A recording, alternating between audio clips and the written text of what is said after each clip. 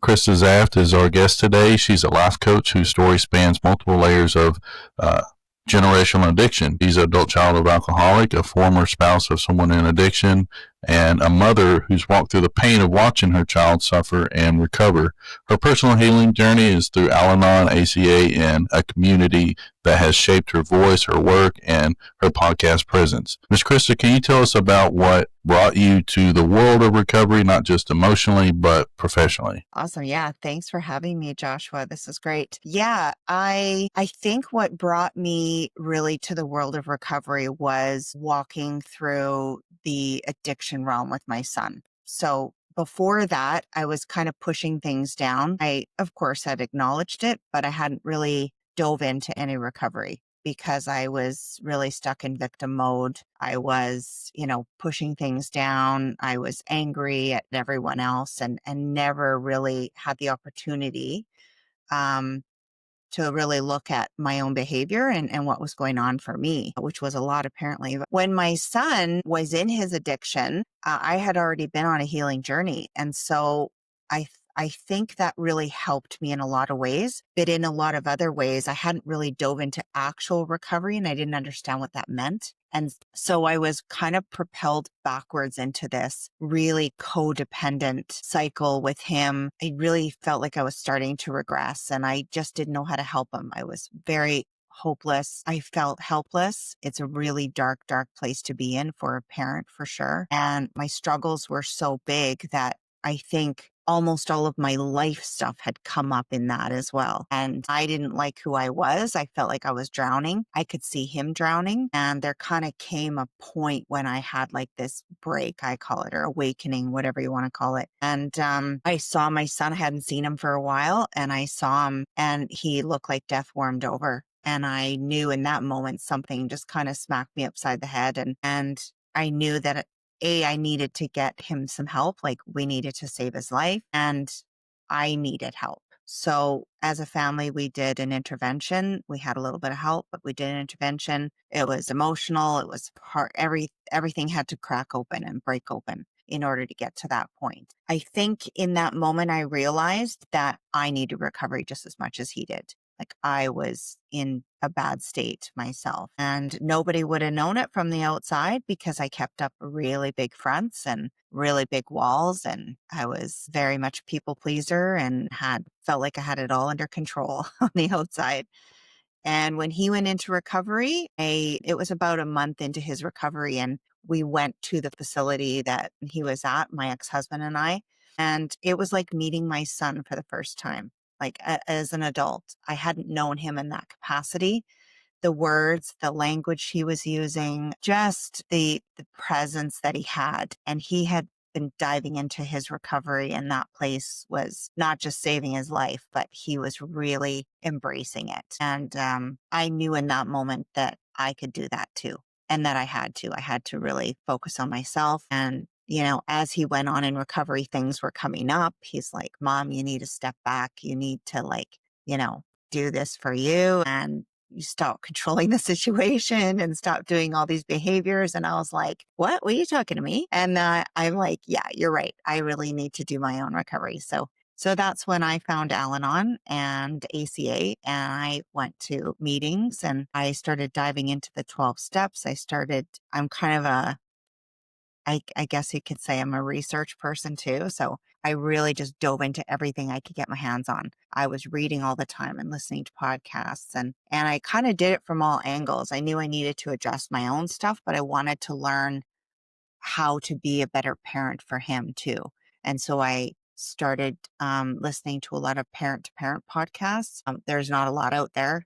I was in a parent group meeting as well on Zoom, and that really helped. And it was so funny because one of the things that the leader said in that group was, we get all these moms coming to this meeting, and the first question they ask is, well, I just need a handbook so I can fix my son. And we kind of chuckled about that because I had already been in recovery for a while. And I'm like, oh, yeah, I think I remember thinking in my head, I need that handbook. What I really needed was the handbook to me. So that's where my recovery journey started. And I'm honestly so grateful that it did. No, there's absolutely no handbook. I mean, you can dive into different few things, but there's no handbook that's going to help you fix someone else.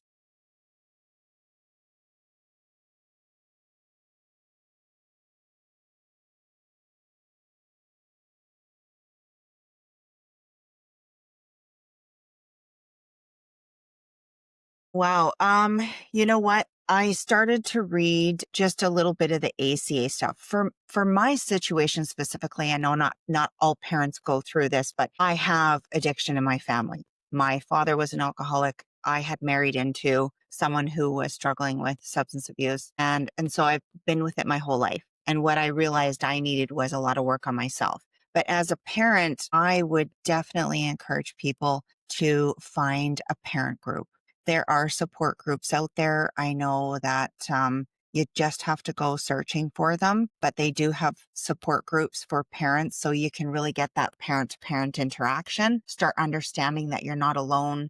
There's a lot of shame and stigma that goes with that. There's a lot of guilt, huge mom guilt that you have to really look at and address and learn that you're not the cause of all the problems in the world and that you have to let that go in order to start the healing process. Finding a parent group really helps you understand you're not alone. It helps you listen to other people's stories and you realize that we're all walking similar paths, just in different shoes. And so it helps you gain some perspective on your life. And it really helps you understand that you need to start taking care of yourself. Another resource for sure is Al-Anon. You don't have to be a spouse of someone who is in addiction. It's a kind of a conglomerate of parents of people in substance abuse, spouses, children of alcoholics. It's kind of a mixture. The 12-step groups aren't for everyone. I understand that, but there are a lot of resources and books out there. I had this doctor, his name is Brian Lequanen, on my show, on my podcast a while ago, and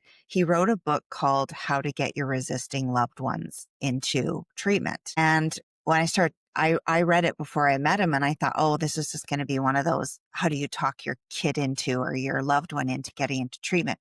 And it was anything but. It was about what kind of language that we're using, how to really support someone who is struggling with an addiction and not trying to fix them all the time, not trying to, it's just the language, not trying to be the savior or maybe the tough love thing. A lot of parents hear that, well, sometimes you just got to close the door or you need tough love. And honestly, that's not the answer either. It's so much more than that. And I think his book was phenomenal in helping parents or family members understand the struggle from both sides, what you're going through, what they're going through, the kind of language that they need to hear, how and when and where to support them without allowing yourself to just disintegrate in the process, right? So I think that book is great. I can give you the link if you want. People, I can share it with people. Yeah, that was a phenomenal book. Yeah.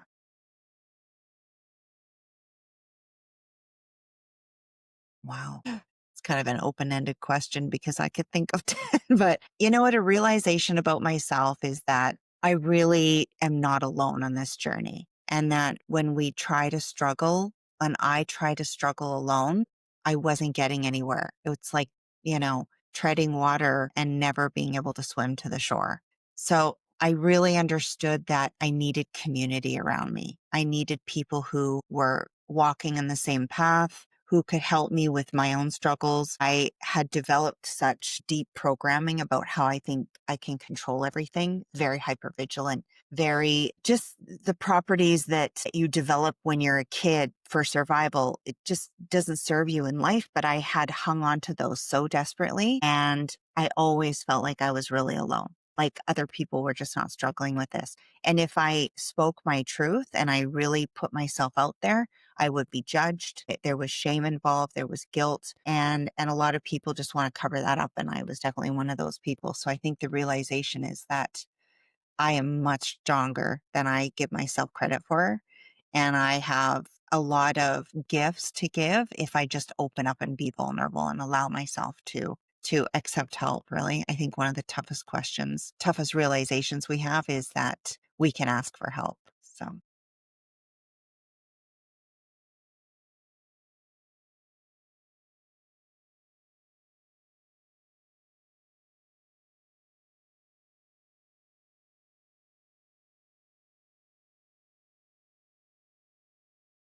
I think there's a lot of misconceptions about it. And I don't know if this is a misconception or something that I think people are afraid to actually address or see in themselves is personal responsibility. It's kind of drawing the line between how do I help myself and take responsibility for my own stuff and stop playing the victim part, right? So I think there's this misconception that we are victims all the time and we can stay stuck in that mode. And I know that that's not where growth and healing come from. It's certainly not where emotional sobriety comes in when you stay in that victim mode, right? And I think a lot of it is people just have this notion that the addiction and the substance use is that person's problem. And if they would just stop, if they would just do this, if they would just do that. And we're always projecting our ideas and our thoughts onto what's happening outside of us. And we forget to look inside and say, hey, like, how am I contributing to this? How am I making this better or worse? How am I showing up in my life and that person's life in the most supportive way? We don't do that a lot. We usually are quick to push things away from us and to judge the substance abuse and all this stuff and blame a lot. But I think taking personal responsibility is huge. And most people don't. They kind of miss that part because it's scary. Like it's scary. There's a lot of shame there.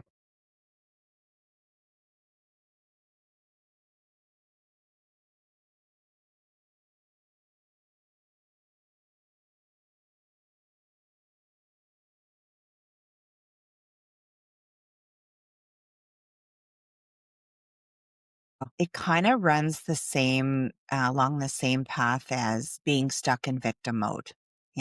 If you want to understand yourself better, if you want to understand the people around you and feel more connected to people, you really have to take responsibility for your own emotional regulation. I was in a state for many years where I could not regulate my emotions and I didn't understand why. Isn't just for people who come from a history or a generational addiction. This is for everyone. I think in everyone's life, you come to a point where you're like, maybe I need to look inside myself and see how I'm reacting to things, how I'm showing up emotionally, mentally in situations uh, in relationships, how you're actually performing in your day to day, emotionally. I would go from angry to crying in, zero point 0.3 seconds and not understand why. And I really had to look and start getting curious with myself and saying, why am I reacting like this? Why am I afraid of confrontation? Why are all these emotions boiling up every time someone says something that doesn't go my way or that isn't doesn't resonate with me or I think they should say or do? And that really has to do with your own emotional, what's going on inside yourself, your emotional safety, your emotional regulation. We can't do and be better for ourselves if we aren't willing to look at what's going on inside ourselves. And that is not just taking responsibility for our emotional health, but really asking yourself, like, why am I doing these things? And it could be programming from years and years ago, and you're actually just existing in that space without really an awareness of where it's coming from or what's going on. And in order to bring it into awareness, you have to have a desire to show up differently in your life. You have to have a willingness and a want to, I think, react better, do better, right? So I think that's emotional sobriety is really, how am I showing up emotionally for myself? Am I trusting? Am I able to regulate my emotions and ask myself questions about the situation in front of me before I react? Am I able to have a conversation with someone and not get heated or angry, be able to use my words instead of allowing my emotions to get the better of me? So I think it's really just, I think it's really coming into yourself and asking yourself some really tough questions. And that's where personal responsibility comes in too, right? It's with our whole emotional house and our mental house, everything.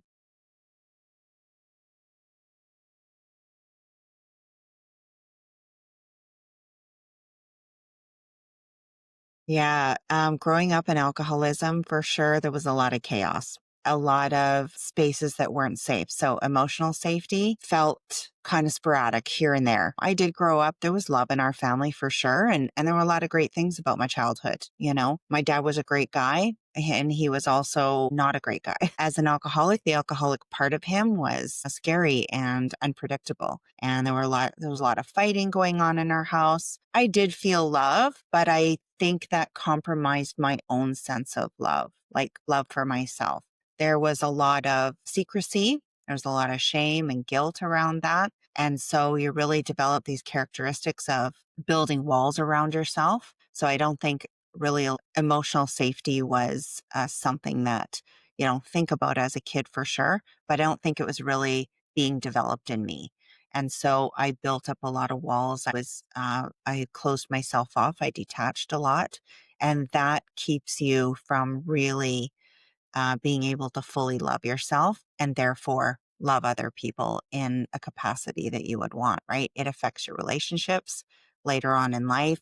You just don't feel safe to express yourself and to really trust other people. And so you always kind of keep these guards up. Hypervigilance is one thing that I really developed at a young age, and that really keeps you separate from people in a certain way. I didn't know what was going to happen or what was going to be going on at my house at any given time. And so you don't know what you're walking into. And so you start trying to manipulate the situation. You start to, if I do this better, if I'm really good at school, or if I come home and clean the whole house, if I get supper started for mom, maybe things won't be as chaotic. If we dump all the booze out, if I hide it on my dad, maybe he won't drink it. Maybe if I was a better person, or maybe if I did better, or I, listened to my mom and my dad, maybe that they won't be the way they Mm-hmm. are. Right. And I think these are little things that kids develop, and that really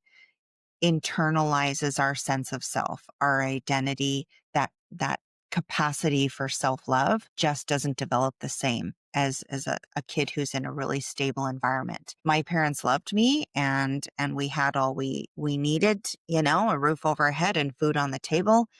And it wasn't all bad, but those moments and those times when there is chaos and when there is unpredictability, that's a really strong programming, and you carry that with you through your life, and I became a very angry teenager. And so I pushed a lot of people away. I also became highly, highly people pleasing. And so I wasn't listening to my own self, my own needs. And I was also a perfectionist. So I thought if everything was perfect all the time, then I could avoid the hurt, the pain, the chaos. But what you're also avoiding is the capacity to love. And so that really shaped how I showed up for myself and other people in relationships, even with my kids. And that's when it started to really present itself, was with when I had kids. I realized a lot of these things from my past were starting to affect my parenting and how I was showing up for my kids, because I was very emotionally unregulated and I could see how it was affecting them. So when you go through that as a child and you don't feel safe, or you don't feel that you were truly loved in the way you needed to be, that really affects how you show up in your adult life. And so I think it has a profound effect on adults growing up in a home where you just didn't feel safe. I felt loved, but I saw other families and other people doing it differently. And I always wondered, why isn't my life like that? And so then you go into life and you just pretend that you can forge this path for yourself that's going to look perfect in every way. And it is the furthest thing from the truth, right? Just setting yourself up for huge disappointments in life, right? So yeah, it's has a really huge effect on kids. And what's really seen as complex PTSD now in kind of Mm-hmm. therapy language is that all of those little programmings over time really break down that identity that a child is trying to form, and that self-love, that being able to take care of yourself, being able to really show up as your authentic self, that really gets hidden as a child. So we don't learn the same way. With your experience and your recovery, you've taken this into your podcast, Becoming Sound. This is a theme And as we discussed, it's not a readily available theme. It's not talked about as much, and it's really needed. If someone wanted to listen to your podcast or maybe sign up for your coaching, what all do you provide? What would that look like? Where would they find you? Yeah. You know what? I started the podcast because I was looking for people who were like me. I was searching for that voice that I could hear myself in and kind of identify with how alone I felt, all of the stuff that was coming up for me. I really wasn't hearing it on social media even at the time. And I found only kind of a handful of podcasts that really dealt with, adult children of alcoholics or adult children of addiction, whatever. And they were starting to speak that language. And I was like, oh my goodness. And when I really dove into my own recovery, I realized I was starting to get my voice back. And I really wanted to do something that I could help people with. If it was parents, if it was other people, just to listen to hear themselves. So I started the podcast just about a year ago, and the response has been great. We talk a lot about what it's like, what it feels like to be in these shoes, to really understand what we're going through,